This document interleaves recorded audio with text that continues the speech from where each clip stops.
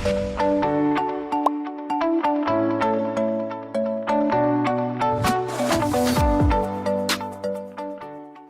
everybody, it's Chris Evoy from Remax Affiliates, the Evoy real estate team. I'm joined today I'm here with Ian Carswell from the Black Tartan in Carleton Place down on Bridge Street. Hey Ian. Hey, how are you? Good. So one of the questions we have is how long have you been in business for? Yeah. So it'll be 5 years in November. It's been open and closed a lot over the last 20 months, I'd say. But it's been an interesting but overall, couple of years. Yeah, 5 years. And it's really neat interviewing restaurants that have succeeded during this pandemic that we've been through. And maybe you can tell me a little bit about that. Like, did you do a lot of takeout, or how did your business survive during? Actually, to be honest, I mean, we pretty much just shut down completely. I have 2 young kids at home, so spent a lot of time at home. We were able to kind of help out the food bank a little bit as well too in the downtime. So we'd prepared some meals, some soups and stews and sauces, and made some bread as well for the food bank. So, we didn't feel like the food was really going to translate well to takeout, and it's not really set up for that, right? No, not really. So, we just kind of hunkered down, and we'd open when we could, and we had to shut down again. That's the way it was. So it's been frustrating, and during one of your shutdowns, you did a massive renovation. Yeah, so the last shutdown that we had back in March, we decided it was probably a good time to basically close the restaurant. We had to close the restaurant, but we completely demolished the kitchen, put in a bigger kitchen, bigger foundation, something that was a little bit more functional for us. We weren't running into each other. And then in that as well too, with that renovation, we also added a back patio. So now we have outdoor seated. Yeah. So we've got a covered patio. We've got a couple heaters out there. So that seats another 22 people. So when you've got a 30-seat restaurant and you add another 22 seats, it's pretty big. It's pretty big kitchen now to support that. That's right. And that was exactly the thinking is. So with the bigger kitchen, we were able to kind of facilitate that increase in volume. So amazing. Mm-hmm. And so now you're not the usual restaurant where you can just reserve anytime a table, right? So you have certain sittings? We do. So Fridays and Saturdays, we offer a 4-course menu. It's a blind tasting menu, so we offer that at 5 o'clock, and then 7-course set menu at 7:30. Basically, you tell us what you're allergic to, and we don't feed that to you. And pretty much you sit down, and all the choices are kind of made for you, and you just enjoy the meal. Just enjoy the meal, and the company, and the atmosphere, which is amazing here. Yeah, well, that's great. And then Wednesdays and Thursdays, I should add, though, we've got a 3-course tablet oat menu. So you do have your option for your starter, your main, and your dessert. But at the end of the day, it's still a 3-course meal. But that time you can book pretty much throughout the evening from 5 o'clock on. Yeah. Well, that's amazing. So what areas do you attract your clients from? Or do you find most people are coming from? Is it local, or is it from outside? Yeah, we definitely get a lot of people locally, from Carleton Place, Almont, Smith Falls, Perth, all that area. But we've been drawing clients as far as Toronto, Montreal, definitely Ottawa as well too. Is really kind of, I guess they've discovered us now. And And that's when I was researching, I noticed that you've won some awards. Yeah. And was it something Canadian, or is it world? Yeah, we had done it was the Great Canadian Kitchen Party, or it used to be called Gold Medal Plates. But basically we were invited to participate as one of the chefs in the Ottawa area, and we had ended up winning that competition, and that sent us to the national competition. So we were one of 12 chefs competing from across Canada, and it was quite the experience. And that was just before COVID started. So, it's a huge accolades. And I looked at your past too, so you've got some European experience. So you were over in Europe for a while, I think, training. I was just working and living, and I was in Amsterdam for a little while. I was out in Loire Valley in France working on a vineyard. I was up in Helsinki in Finland. I was working at a 2 Michelin star restaurant there, and it's one of the best in the world at the time. I think it was the 23rd best. So you got a lot of experience, and probably as far as being a chef. Yeah. And then I think Algonquin College. Did you teach? I did, yeah. I Okay. was kind of part-time teaching there when I was working at the National Gallery as well. So Okay. kind of, but then we had the birth of our first child, Yes. and so time kind of Things changed. there was not much more time for that. So yeah, things changed. So And so you've been in business for 5 years to this location. that's correct. Yeah. Roughly. Okay. Yeah. Amazing. Yeah. It's just more of a personal question. What's your favorite thing to do in your spare time when you're not cooking or working in a busy restaurant? Or do you have any free time? With kids at home, Yeah, it's tough, right? spare time. It's a little limited, but I like to play hockey. Okay. And I mean, obviously, spend time with the family. So whatever Sundays are great. Just whether we're not doing anything at all, that's nice to do nothing. That's a very good Especially day after a busy week, right? Yeah, exactly. Yeah. So, is there anything you could tell us that we don't know about your business, like that most people wouldn't know about Black Tartan? It's a tough question. One. I don't know. It's hard to say what you know and not. Yeah. I mean, we do a lot of work with the food bank. Okay, which is amazing. Try and help them out as much as we can.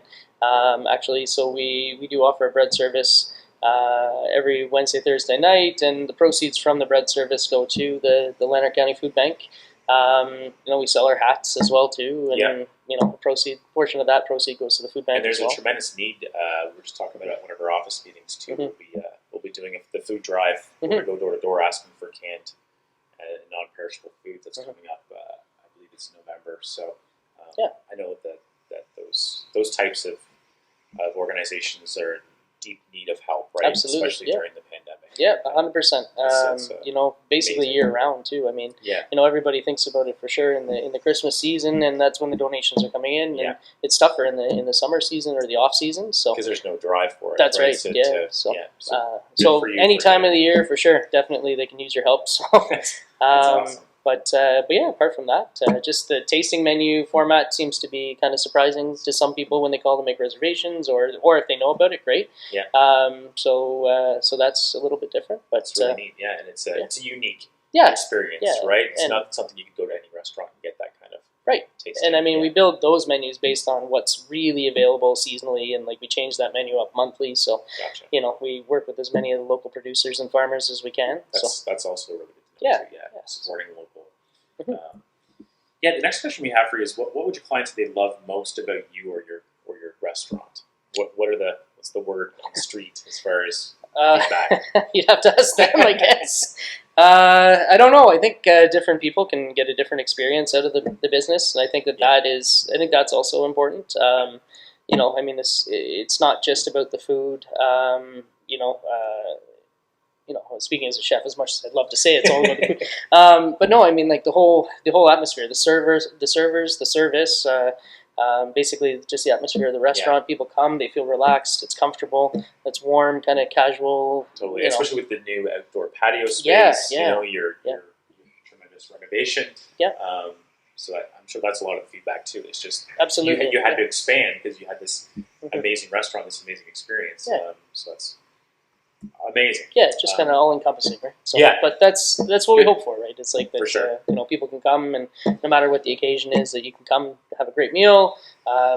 Meet with great friends, or just no dishes. Partner, no dishes. You don't even have to choose what you're eating. Yes. I mean, we'll do wine pairings. There's less and thought put in. So I mean, it's awesome that you mentioned that you have a food allergy. Like I myself have a shellfish allergy. You know what I mean? So going to a restaurant, always going through the menu, trying to decide what I can have, what can I not have. Yep. But you're able to take that into consideration for anybody sitting down, and then absolutely you don't have to worry about it when you sit down and enjoy your meal. No, exactly. And I mean, we take it very seriously, obviously, with cross-contamination and all that great stuff. But so it's something I'm really familiar with, and it makes life difficult. So when I hear a chef say that you do your most to make sure that everything's done right, that's important. I'd rather you walk out with the food. Yes, that's important. Me too. Yeah. So next question we have is, what is the biggest challenge within your company right now, and how are you addressing it? And I mean, obviously, we've already touched on the fact that you've had to expand your restaurant because of need more capacity. But is there any other challenges that you're facing? I mean, I guess one of the challenges is there's been quite a few over the past couple months. There's no doubt. But I mean, it's no different than any business. Anybody's been going through their own troubles over the last couple months. I'd say probably just ensuring that everybody feels comfortable here. While maintaining how much volume do we need from a business perspective to stay afloat but also the customers' comfort, and they want to feel safe when they come to the restaurant. Absolutely. And so, Yeah. Although recently restrictions have lifted on capacity limits and stuff, we still also need to ensure the customers are going to be safe. So we're not going to be cramming tables beside each other, but at the same space. That's it, exactly. So that's been, one thing that's always been on, basically on the top of my mind over the last couple of weeks for sure. Yeah. But also, ensuring that the staff feel safe and comfortable being here as well too. And it's, I don't know, I think there's different challenges every day. But it's interesting times, and I mean, you got to keep following as to what new restrictions are, what's being lifted, right? But at the same time, it's still, like you mentioned, just having that comfortableness when you come to the restaurant, knowing that you're not, at risk for anything. That's right. Yeah. Next question we have for you is, what are the goals that you have for your company moving forward? I know it's a kind of a vague question, but I mean, all-encompassing. I'd say stay open. Stay open. At this point, just to continue to provide that great experience for the guests. To continue to be a part of the community, to kind of give back where people have been supporting us. Which has been phenomenal as well. Like even over the time we've been closed, like just the words of support that have come in, and it's great. It really is. So just to continue to help the community out where we can. Yeah. But just to create a great working environment as well too for the team. But overall, just to continue being alive, it'd be great. Have you experienced any shortage as far as staffing? I know a lot of people are talking about restaurants in general that are having a hard time getting the staff in. Mm-hmm. But you've had staff from the start that have really stuck with you. We've been so fortunate in that respect. Everybody, when we did decide to close for renovations, everybody came back. With the exception we had one, but they needed to get basically have part-time work throughout, just to stay busy, keep money coming in, which I totally understand. But no, the team pretty much has been basically the same coming back. We even needed to hire one extra, and we were fortunate enough to find a great team member. And so that's amazing. And to create that employment opportunity too is something that I think should be rewarded. As far as being able to take on that many employees. Yeah, and it's like I say, it's just we've been pretty fortunate in that respect. Yeah. So because I know that there's a shortage across the board. There is, not just our industry, but so it's really happy with the way things have turned out in that respect as well too. That's one of the reasons you can keep the doors open, right? That's it, 100%. Oh, come on, without a team, you're nothing. No. There's no way I can do this all by myself. Business. No, that's great. Yeah. One of the last questions we have: is there anything you'd like existing or new clients to know about your company? And I think I'll touch on a little bit on the renovations. So I'll probably put some pictures up as well as a link to the website so you guys can check it out. There was a really cool video you guys did of the whole process where it was from start to finish. Yeah. And it's really, if you haven't checked it out, it's worthwhile looking into. Just seeing the amount of work that went into the place and the thought, the layout of the kitchen. Yeah, and that was another thing that was awesome is Matt West from Matt Media reached out just to see if there's something he can do, and we were like, well, this would be great, and he came in with this great idea, and the whole production of it was it's phenomenal. This is it. There's so many great people in your community that have been reaching out to help or to support, and just to see, even yourself, featuring us in this series. We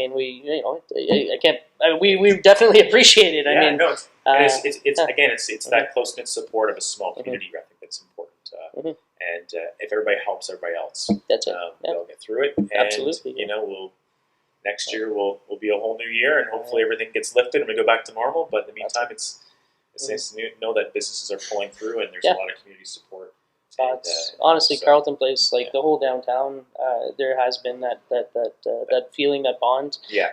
Everybody's here to help each other, which has been, obviously the way to get through this kind of thing. Yeah. So. And I can't express it enough to to shop local, especially with Christmas coming up, and to eat local if you can. Yeah.